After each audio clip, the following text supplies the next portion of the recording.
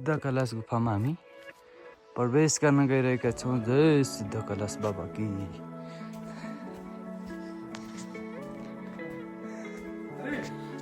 सिद्ध कैलाश बाबा के।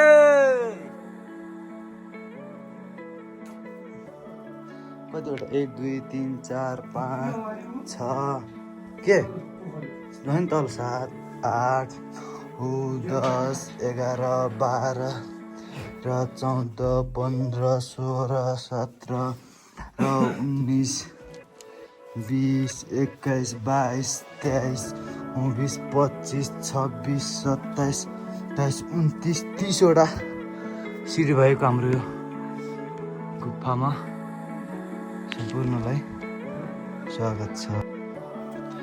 यहाँबाट फेरि सिडी रहेको छ। 1 2 3 4 अहिले धेरै विकास भइसकेको छ हाम्रो गुफामा। पहिला लाइट थिएन के थिएन।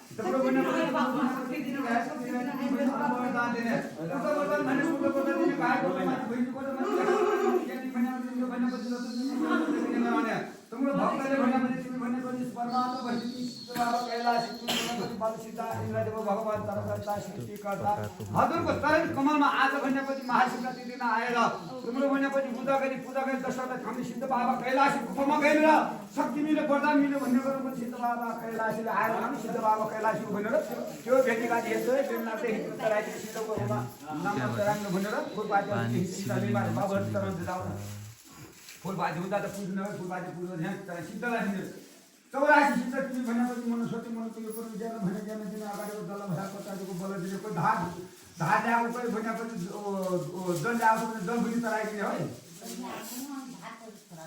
हुन्छ त जो आउँछ यो त पालो सबै पछाडि खर्चै गर्ने हो।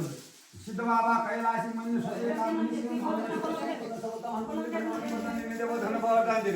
ज्ञान भने ज्ञान दिने अगाडिको तल्लो दिने पछाडिको बल दिने बाबा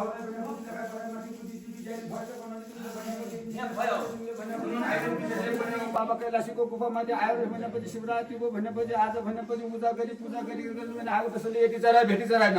उहाँहरूको घर घरेली सेला खामी सेलामाथि माथि दसैँ दानी दसैँ पनि गाएको गोलमाथि भैँसी गोठमाथि खेल्ने केटो केटोमाथि दतै झरे सिउँदो फुल्ने नापी गोलोमाथि देश विदेशमा गएको छोराभतीमा तिमीले भनेपछि अशक्ति पनि शक्ति दिने अगाडिको दल भए प्रजातिको बल दिने लेखाइ पराएमा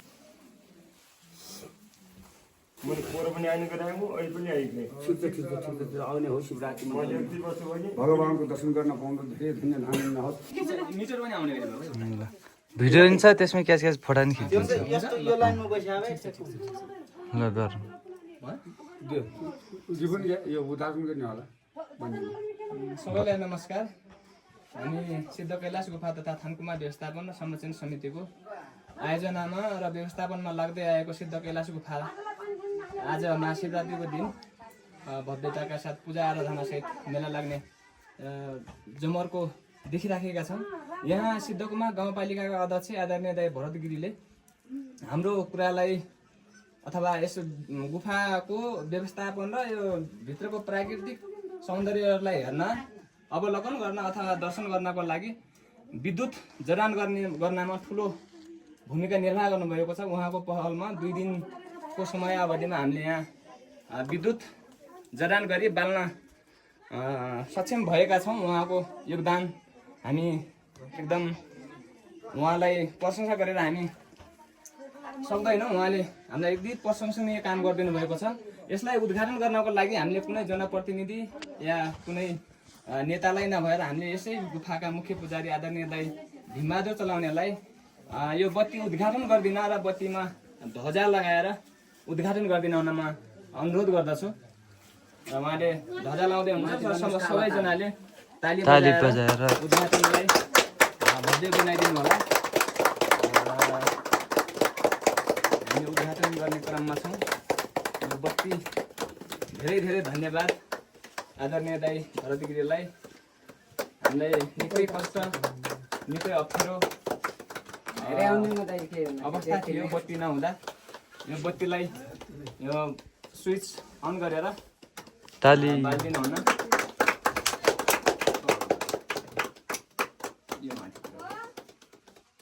यो सहजीकरण गर्ने धन्ना बुढाथोकीलाई पनि विशेष धन्यवाद। यो गुफा प्रायपूर्व कालदेखि लाग्दै आए तापनि हामीले केही वर्ष केही दशक भनौँ दशक यतादेखि यो भर्याङमा गेट सिद्धकुमा गाउँपालिका वडा नम्बर 2 का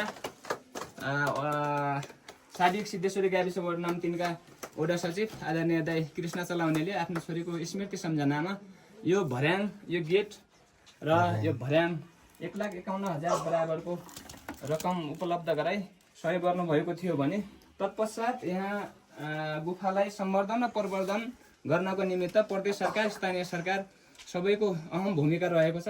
सबैलाई गुफा व्यवस्थापन समिति तथा समग्र हाम्रो सिद्धकुमा 2 वासीको तर्फबाट सबैमा हार्दिक आभार प्रकट गर्न चाहन्छौँ र हाम्रो उद्घाटन बत्ती उद्घाटन भइसकेको छ।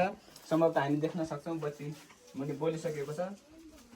सबैलाई धन्यवाद भन्दै फेरि पनि गर्नमा सहयोग गर्ने पुजारी र बत्ती जडान गरिदिनको लागि अहम भूमिका निर्वाह गर्ने सिद्धकुमा गाउँपालिका अध्यक्ष हाम्रो अभिभावक आदरणीय भरत दाइलाई फेरि पनि नमन व्यक्त गर्दै बिदा हुन्छौँ। नमस्कार।